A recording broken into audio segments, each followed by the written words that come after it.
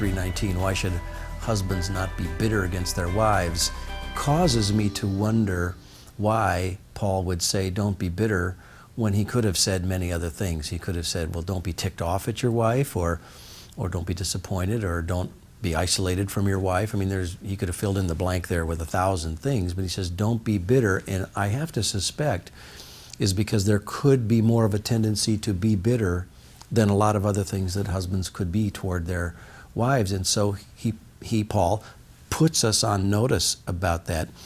Is a root of bitterness springing up in you from unforgiveness?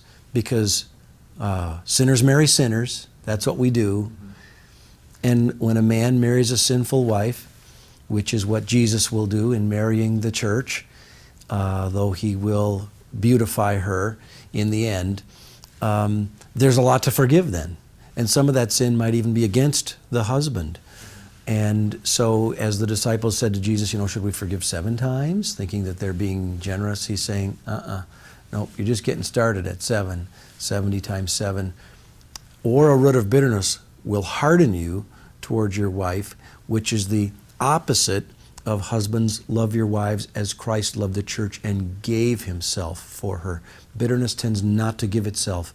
Bitterness tends to withhold itself.